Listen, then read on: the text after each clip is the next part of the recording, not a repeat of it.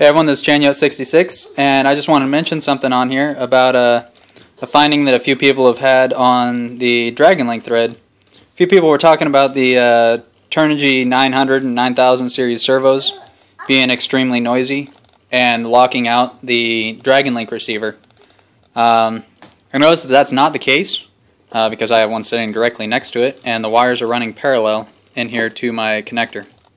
What you can see is I can move this servo all day long, full throws, not have any interference. Then what you run into, and I have another one here with no antenna on it, same thing, no lockout. These are both calibrated and bound to the same transmitter.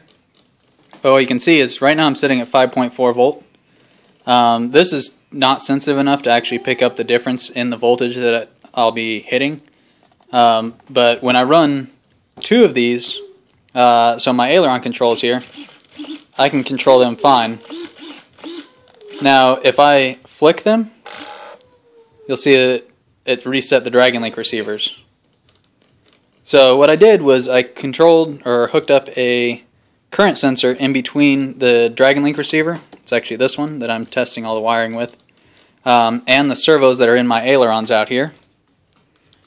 And what I found was when they're normally operating, these are only pulling right around 1.5 amp with a simulated load. What I did to test it was actually hooked up a rubber band to this and ran it back, and just to show like excessive stress of actually pushing against wind. But then when I flicked it, which as you can see right now, even without a load, flicking them sometimes can completely lock it out. Under load, it locked it out every single time, and the servos were pulling over 5 amp.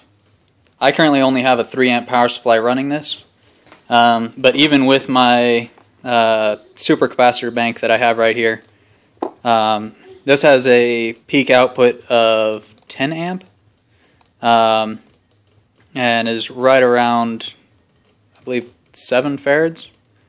I have one fast-acting capacitor and a few slow supercapacitors in here to create way more power than any of those Turnigy capacitor or protection circuits they have.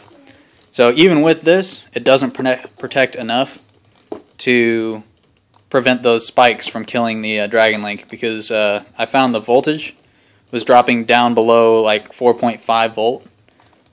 Which I can't remember what the minimum for Dragonlink is. I think it's 4.8 or maybe 4.5, but it is dropping too low for it to actually stay powered, which is causing the dropout issue is what I'm suspecting. Especially because a noisy servo, as everyone's saying, sitting directly next to it, not causing an issue, but then flicking it, causing it to lock out. I think that's a definite culprit. Chanyo, out.